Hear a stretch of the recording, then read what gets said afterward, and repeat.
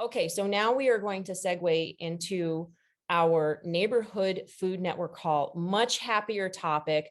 We have a wonderful guest. Let me get my screen up here to share. Let's see.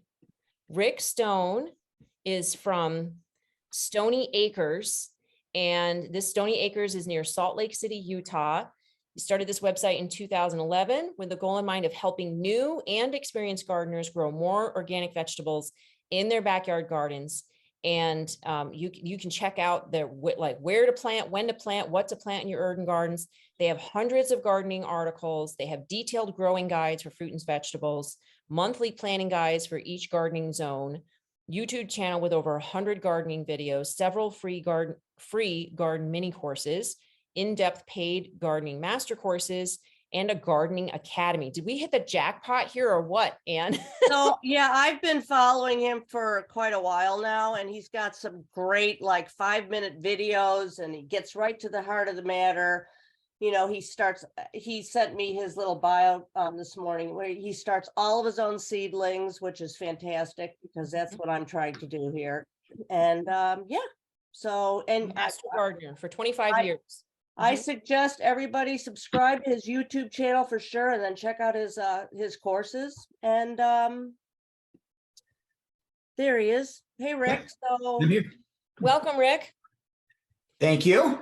Thank you for having us. And Anne told me when she connected with you, you were happy to talk about what you're doing at this time in gardening. I know for a lot of people are not doing maybe a lot of things visibly, or things, we're not outside actually in the garden, some of us, but you have some tips and techniques of what we could be doing now to plan, or can you share about us? What should people be doing now across the country? Well, my focus right now is seed starting. So we are just moving into the seed starting season.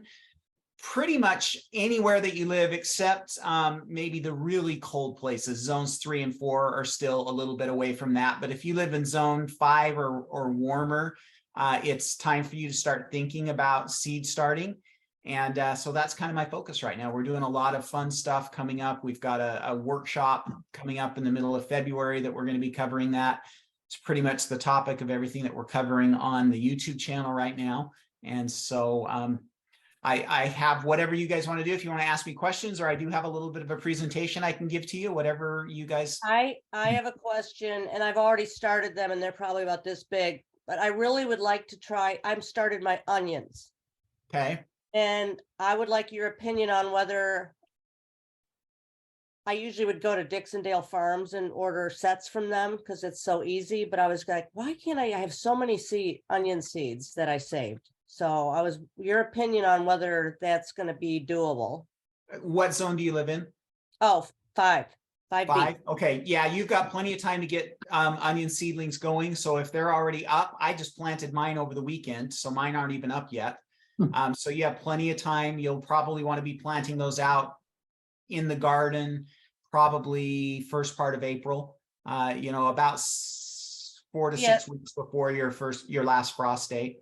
And my next question is, I keep cutting them off because I'm growing them in trays, and I know you grew them in pots because I did watch your video, but I didn't want to talk too much about that video because I wanted you to talk about it with us.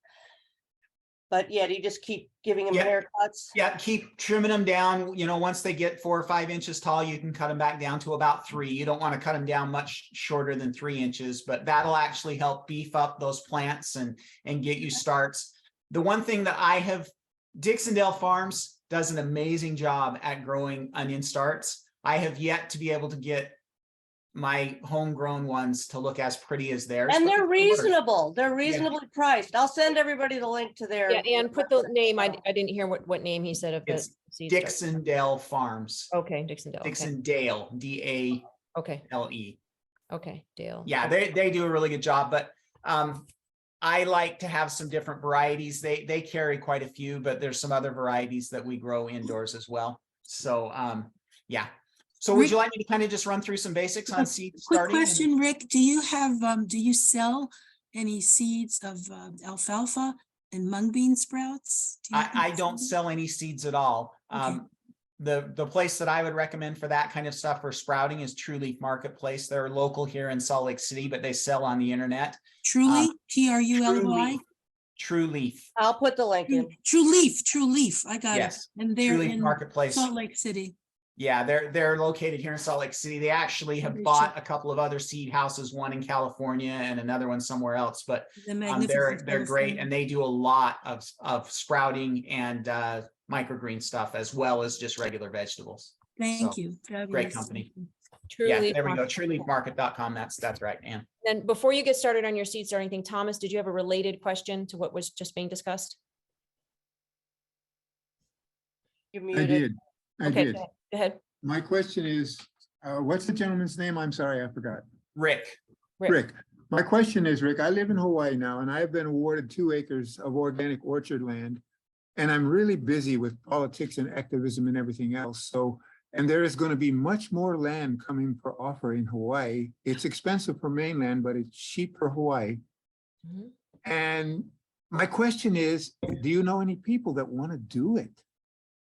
Hmm. In Because there's Hawaii, a- no. There's a couple of people that I follow. Dang, I won't be able to remember their name on the spot. There's a couple of people that I follow that live in Hawaii, but I'm a North Utah cold climate gardener, and so I know very little, unfortunately, about Hawaii. I can tell you how to grow seedlings indoors, and I can tell you how to get a lot of things started, but to actually give you advice on your climate, I can't help there.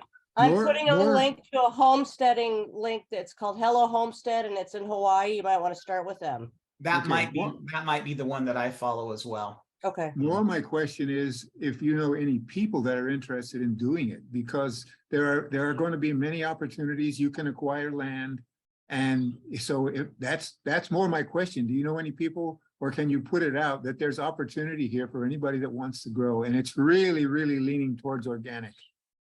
Cool. That's wonderful. You And could, I don't have anybody off the top of my head, Thomas. If you want to send me an email, you can just jump on my website and there's an email that'll just remind me that you and I talked here, and I can maybe make a mention on my Instagram or something like that. Sounds good. Sounds excellent. Thank you. Sure. Yeah. Really Okay. Great. You want me to just go ahead and tackle a little bit on seed starting? Yep.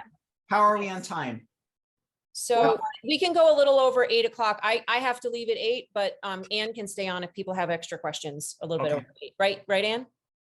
Right? Yeah. Go ahead. Okay, Yes, let it great. rip. Let it rip. Yep. So let me just talk a little bit about, so when I'm talking about seed starting, we're talking here about starting seedlings to transplant out into your garden later. Okay, so I'm not talking about growing indoors, other than just growing transplants that we are then later going to be taking out to the garden, whether it be our tomato starts, our peppers, our lettuce, whatever. That's what I'm talking about here. Indoor seed starting is getting seeds ready to go out in the garden. And so there's a big difference in that versus growing food indoors. There's much lower energy requirements and all of that when we're growing seedlings than when we're trying to actually grow plants to maturity. We don't need as fancy of lights and as much equipment. So this is actually a fairly simple, easy process to do. And there's really kind of just 3 basics that I wanted to talk about. The first is containers. And I brought a couple of my favorite containers. These haven't been washed yet for the season, but I love these containers, and I recycle these, and these all were acquired secondhand. But these are actually meant for growing seedlings. And the meant for part is they have holes in the bottom that allow you to water from the bottom. So they're really, really good for that. You can also use a ton of different recycled options, solo cups, yogurt cups, paper. You can create pots out of paper, any of those type of options. I like to go with as inexpensive as possible. And so most of my pots are recycled, but I do like these commercially prepared ones just because they're better for watering underneath. And that makes for a little bit stronger plant overall.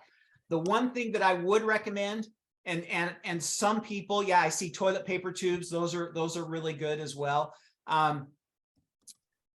One thing that I would recommend that you avoid, I often see on Instagram and even some YouTube stuff, occasionally Pinterest like crazy, you will see people that are growing in that, they're trying to grow seedlings in like eggshells or egg cartons or avocado peels or things like that.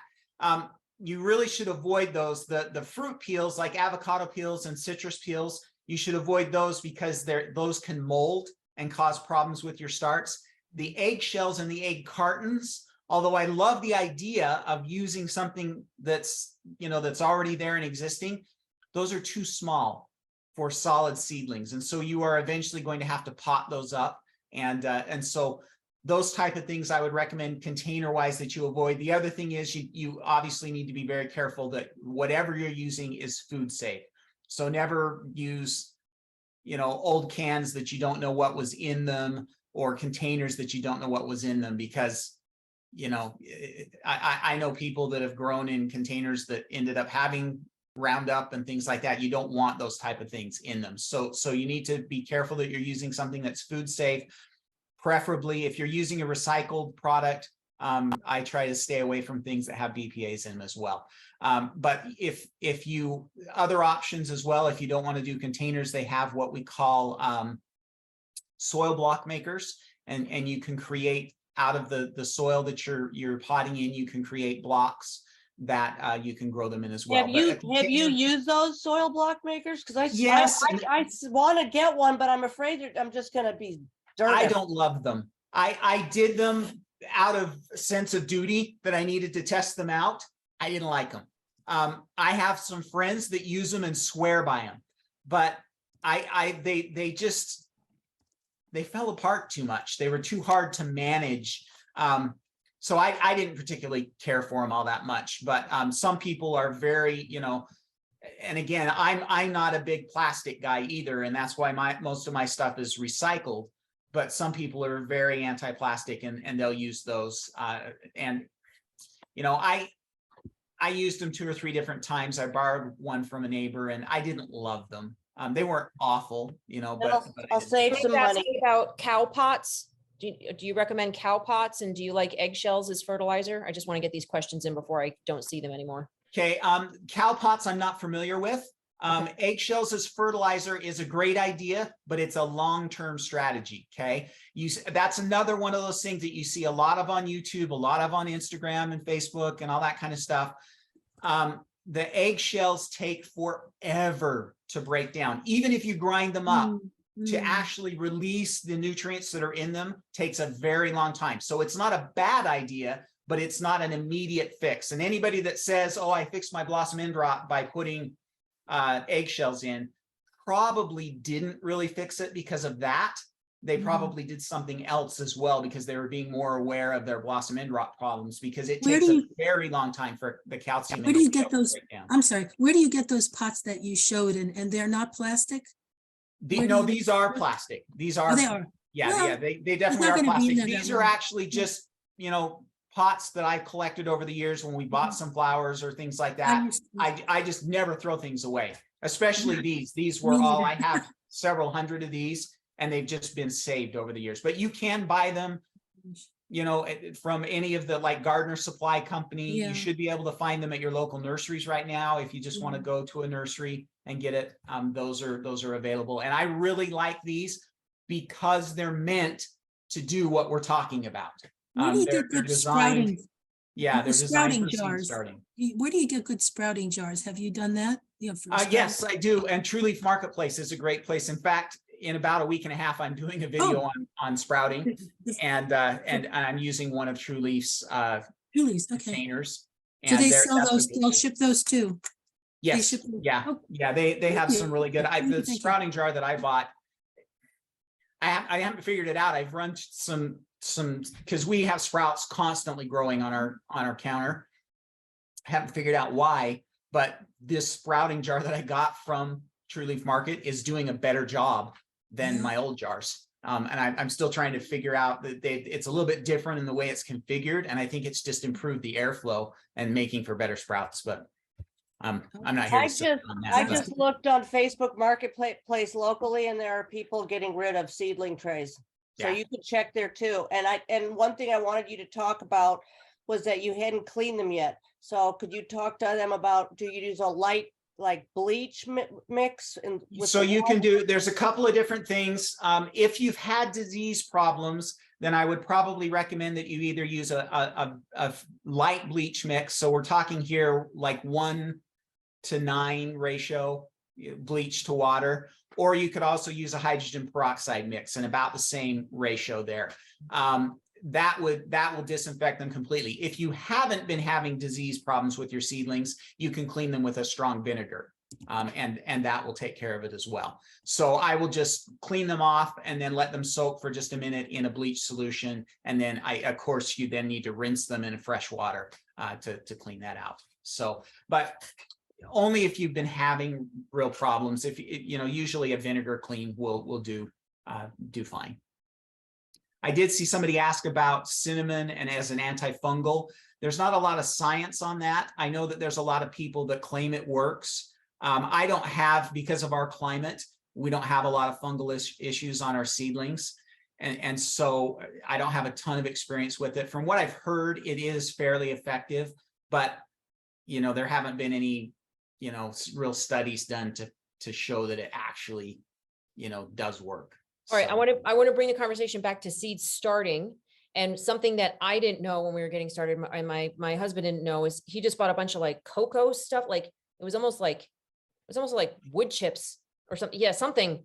And I was like, no, you need soil. And then I went to the store and I realized you need seed starter soil, because if you don't get seed starter soil, you're getting other kinds of soil that can have all kinds of bacteria. Can you just talk a little bit about like, what do you need? Yeah. What are the very Perfect basics transition, of because that was the next thing that I was going to talk about. Okay, So thanks. Okay. when we're starting seedlings indoors, you need to use seedling mixes, okay? Not potting mixes. Potting mixes are meant for more mature plants. And normally they're also meant for use outside or, with indoor plants, but those soils are not sterilized at all. So usually a potting mix will be sterilized. If you're making your own, you should sterilize it. You can just do that by moistening it with boiling water. Those potting mixes are not. And so they will often have disease issues or pest issues, which you don't want to have all of a sudden have whiteflies infesting your house where you're growing your seedlings, So I always recommend, so I brought two examples. Let me see if I can get back here far enough. Yep. So you can buy a premix like this. This one's made by Black Gold. This is a peat-based one. And so if you are concerned about peat, it's not as sustainable, then you should stay away from these. But these are really, really good. A good solid organic seedling mix is good, or you can make your own. And so this is a brick of cocoa coir. Cocoa coir is more sustainable.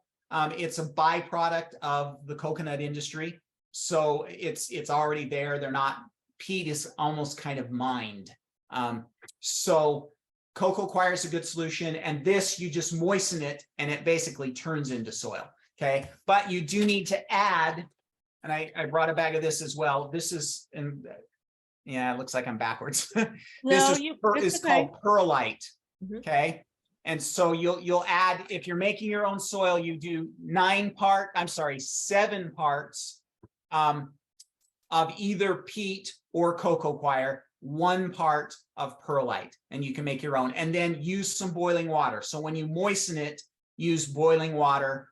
Obviously you're gonna have to be a little bit careful with that, but that should kill any pests that are in that soil. And then you kind of just move forward from that. But a good seedling mix is important. So hang on. So if you've got the cocoa coir and you're adding the perlite, where are the minerals?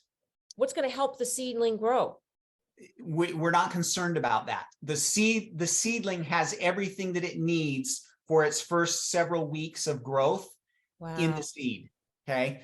We don't want to overload the seedling. We're not growing full grown plants. And so we don't want to overload. We actually want a soilless, nutrientless mix. And then we're going to add to it a fertilizer. And so I have a couple of different options that I use for fertilizer. You can use fish emulsion. if you're not doing it in your house. If you're doing it in your garage or something like that, you can use fish emulsion. And once the seedlings are up and about 2 to 3 weeks old, then we start every other watering. We water with fish emulsion, or there are several different organic solutions out there. The one that I like is called Turbo Organics. It's actually a local Utah company as well. And it's a liquid organic plant fertilizer that you would use to fertilize your plants. For seedlings, we're not worrying about nutrients. They're only going to be in that soil for about 6 weeks. Then they go out into your regular soil, and that's where they're going to get the bulk of their nutrients from. So as long as we have a good organic fertilizer that we water with every, it'll be a liquid fertilizer and that we water with every other time that we water, then you should be in pretty good shape for the 6 to 8 weeks that they're going to be indoors. Okay, What about what sprouting about- seeds? Sprouting seeds, like the ones I mentioned, do you need to fertilize that? No, absolutely not. Not They're at not. all. Water. They're very Everything a young. sprouting seed needs is in Is there. itself. And we're only gonna, sprouting seeds go 6 days tops. Microgreen seeds are gonna maybe go 10 to 14 days. All the nutrients are there. They don't need any fertilizer, Makes sense. especially sprouting seeds. Sometimes people will fertilize microgreens one time, but sprouting seeds, you never need to worry about fertilizing at all. And I wouldn't fertilize because sprouting seeds, you're rinsing in the water and you would get that fertilizer residue on the seeds. Yeah. On the sprouts. Joan, if you want more about sprouting seeds, can you watch his episode later? We want to get through the seeds. Oh, I will. Okay. Yeah, this is for like tomatoes and, stuff like that, onions. So the LED, do you like LED lights for growing lights? Okay, so let me show you. Let me see this. We'll get You're back here. prepared. Look at that. You're prepared. So yeah, this is my light, okay, or one of my many lights that I have. You actually, when you're growing seedlings indoors, you do not need fancy lights, okay? So don't feel like that this needs to be this $500 investment, because those LED grow lights can be very expensive. All you need is just a simple shop light, like I showed you there. So these are available at almost all the hardware stores. I got mine at Lowe's. I had to replace a couple this year. So you can either get fluorescent or LED. LED obviously are going to save you some money, but they're shop lights. And then we just make sure that the lights are down close to the plants, about 1 to 2 inches away from the plants. And that's all they need. They don't need fancy, expensive grow lights that cost $1 million. I mean, I have a grow light, but it's like a $300 grow light. And I got it because I do YouTube stuff. I probably never would have bought a grow light otherwise, because it's just not needed for seed starting. Now, indoor growing, plants to full maturity, different story. But again, we're only worrying about the first 6 to 8 weeks of the plant's life. And as long as we get lights down close and have those lights on for about 14 to 16 hours a day, we're in good shape. Okay. So those are the 3 things you need: a container, soil, and a light, and you can get started. And of course, seeds. All the other stuff is fluff, heat mats and grow lights and temperature. That's all fluff. You don't really need it. I've been growing my own seedlings for 15 years. And other than a heat mat, which is kind of nice occasionally, I don't even have any of that fancy stuff. You just need some lights that you can now the lights need to be able to hang on a chain so that you can raise them up and down. They're obviously going to be closer when the plants are small, and then you raise them up as they grow so that you keep them about 2 inches above the surface. But that's really all you need to get started growing seedlings. So that's putting them in a window is not a good idea because they get too leggy. So the problem with a window, if you live somewhere really warm, so Thomas, you're probably okay raising seedlings in your window because you live closer to the equator than any of the rest of us in a very warm environment, and your windows have a lot more sunshine than my windows do.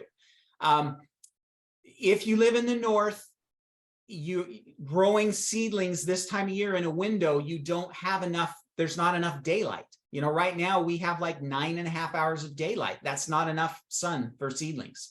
And so they will get leggy. And then the other thing you have to remember with windows is you only have one side of the sun. So if a plant's growing outside in the garden, even though the sun may be to the south, it's surrounded by light. That plant is surrounded by daylight, okay? When you're growing in a window, the light source is only coming in from one side. And it doesn't matter how much light you have behind it in the house, it's not enough. And so those plants are going to grow tall and what we call leggy. And those are not good, healthy starts. And so if you live in the South, so Southern California, Florida, Hawaii, places like that, where you're closer to the equator, you have longer days, you might be a little more successful growing in a windowsill. But for the most part, if you really want good, solid, strong seedlings, a light is the key for those of us that live in cold climates. If you live in a warmer climate, then we can do it in a greenhouse and you'll be okay. Can I just add in though, because I got the lights thing, it was all down in the basement. It was too cold down there. So I needed them to be warm. So I brought them up and I put them by the window, and I turned the thing every day. I turned it around so that they wouldn't be leaning towards. And then when I did plant them, I planted them deep.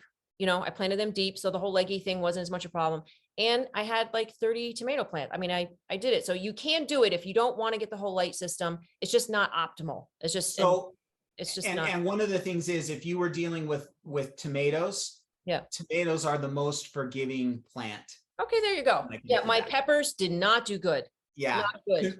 Tomatoes can be planted deep, but Yes. nothing else can be planted deep. Everything else should be Okay. planted at the level that it's at. So Thank yeah, tomatoes are very forgiving for that, but everything else, Not good. light is Thomas, optimal. Thomas, you had a question? And a couple of quick things. One of the things is that I do have some starts in my window, but they seem to get leggy. And is that because there's shade trees in front of my windows? I mean, the windows are shaded. Is that why the leggy happens here? Yeah. So okay, yeah, the other thing is, yeah, that's why. Go ahead. yeah, Go ahead. you may, need to have some lights indoors. And again, you don't need to get fancy, expensive ones. Just get some shop lights, get them close, hang them on, put them on a shelf, hang them close to your seedlings, and you'll be in pretty good shape. And do you may not be getting enough light. Do you have them on like 12 hours on and 12 hours off? I go 16 hours on, 8 hours off. Okay. So- The next quick comment I want to make is I had a friend in Santa Cruz who had his soil with so much bacteria that eggshells would disappear in 2 weeks. Wow.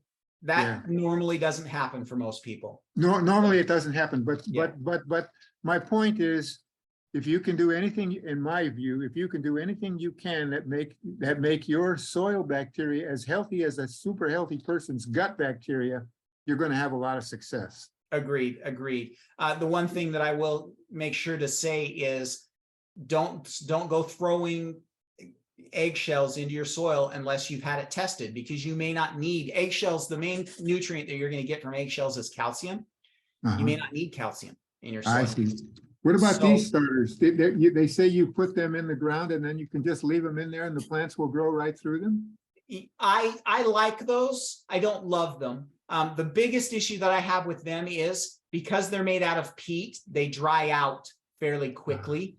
And if you're somebody that's really studious about making sure that you're watching your seedlings all the time, then it's not a big deal. But if you're like me and you've got a busy life and you forget to check your seedlings in the morning, you might be toast by afternoon, because the peat draws the moisture out of the soil.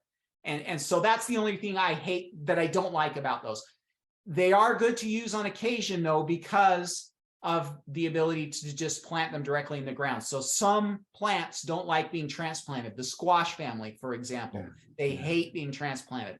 Yeah. So squash, melons, all of that, I will start those in those type of containers, because then I can just put the container in the ground. We're not disturbing the roots. So there's uses for those. I just don't do it for most plants. Last quick thing. What you said was fascinating to me about the seed has all the nutrients, because I have a friend here in Hawaii who grows wheatgrass that you juice and drink without soil. So are you thinking that all the nutrients you need in his wheatgrass are there, even as opposed to somebody who grows the wheatgrass in soil?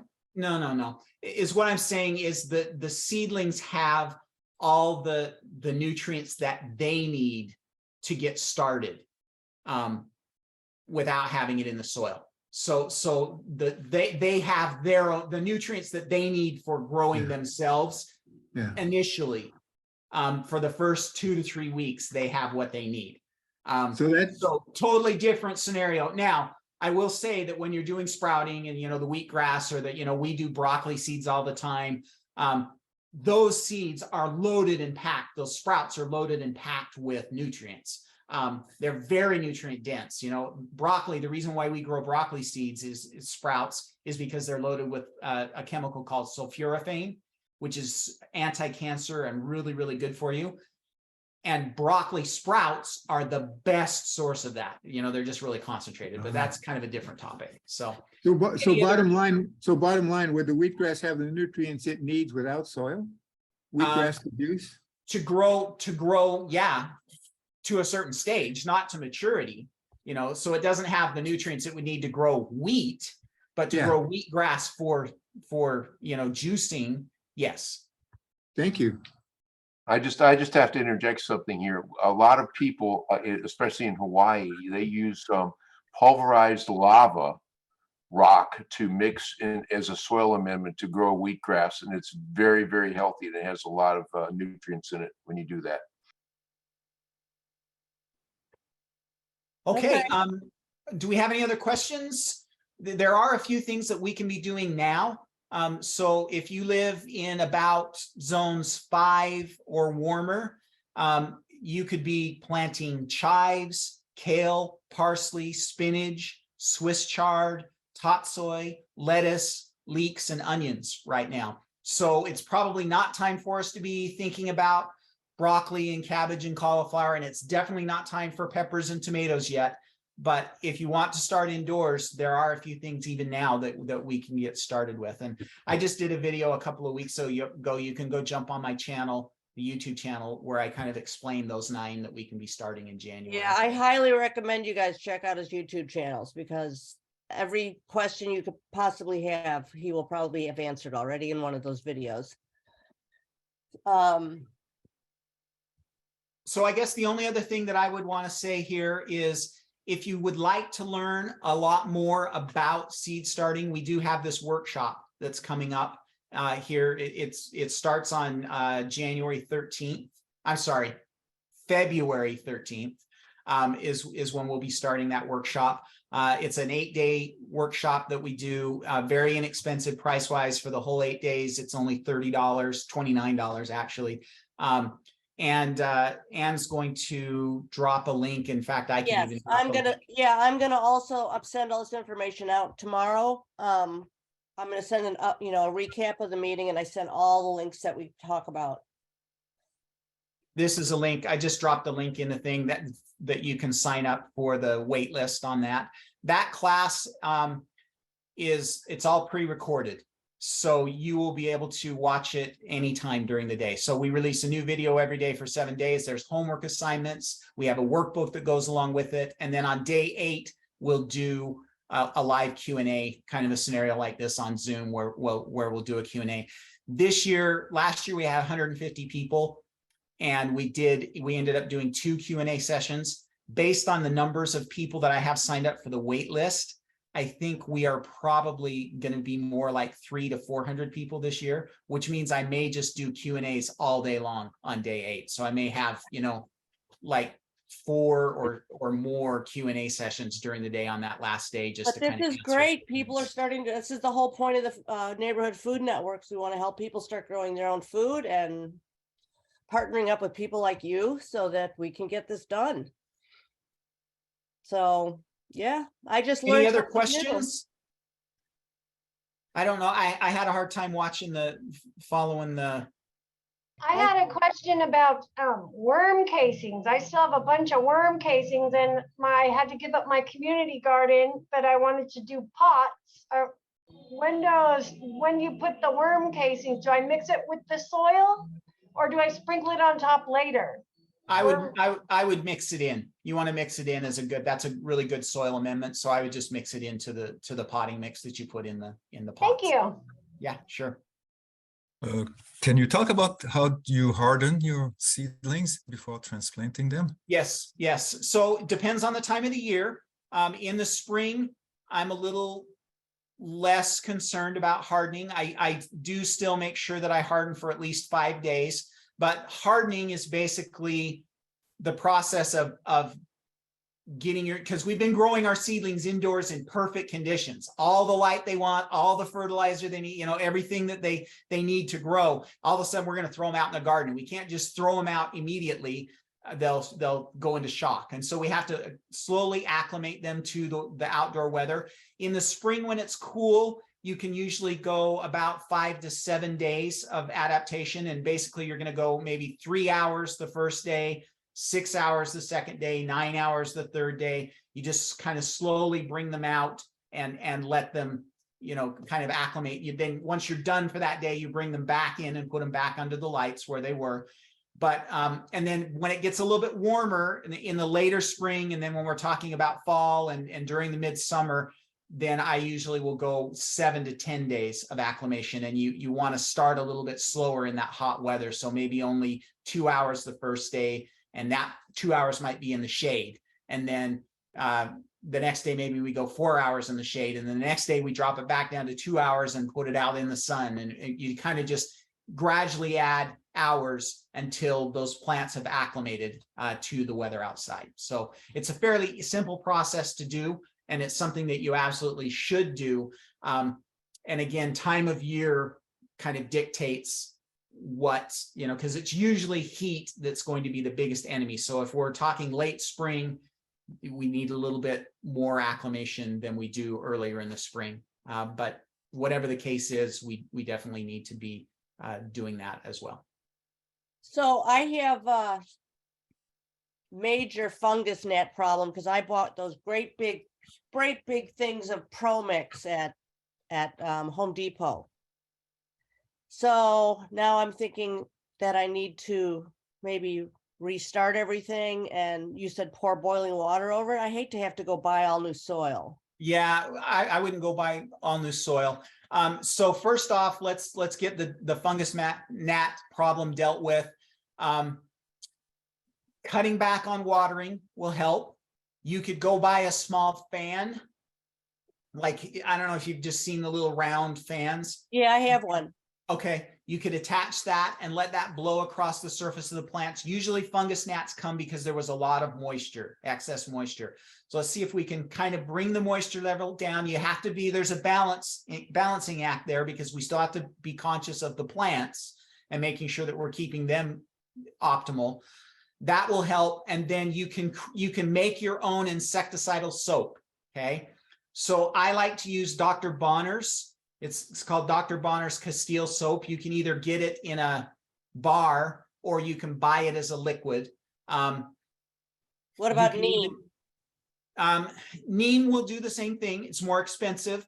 Yeah, I already yes. have that. Yeah, so. if you've got neem, then mix it up according to the directions on the plant or on the container, and you can use neem to spray that. And so you're just going to put it in a little misting bottle. You'll want to have a bottle that's dedicated for that. And then you can just spray those gnats. See if we can get them under control. If you can't get them under control, then you might have to throw them out and start over. But let's tackle it, hit them hard, and see what you can do to take it over. You can also they've got those little yellow sticky. They're everywhere down there. I have butterflies, I have ducks, I have and okay. Frankie said spiders love fungus gnats. The funny thing was I had a spider building a web at the end of one of my lights, and I was like, you go, buddy. You let your freak flag fly. So now, though, is what you need to do is that new soil, before you start anything else, you need to sterilize it. So boiling water, moisten it with the boiling water, and you may even want to be a little aggressive with it, maybe over moisten it and then let it dry out a little bit before you use it. Just make sure that you get lots of boiling water in there. That should kill hopefully a lot of those eggs. And then next time, go with an option that is kind of prepared for seedlings, and that should hopefully. See, that's why I love these meetings, because I always learn something new. So I want to thank you so much. Does anybody else have any other questions? Otherwise, we'll get back to start. I hope everybody's going to be starting their seedlings, and everybody should have gotten I'm getting lots of seed catalogs. So that's always good. I've been getting, well, of course, one of our favorites, Rick, and I don't know if you get this, is the Is that the Baker Baker Creek. Creek? Yeah. The only reason why I don't do Baker Creek is because True Leaf Market actually is local and they sell a lot of the same stuff. And I like to Support go local. with local people. Yeah. Yeah, I've gotten So- I've got a lot of sprouting stuff from True Leaf Market. I've ordered a lot of stuff, a lot of herb seeds I've gotten from True Leaf Market. So they're a great option. I will put the link to them tomorrow. I think I've added some links to some other paid sites too. But yeah, I want to thank you so much, Rick, and I'm so glad you were able to come on and getting everybody to think about growing. I'm getting pretty excited. So, Good deal. all Glad to right. be here. Well, thanks everybody, and we will see you next week.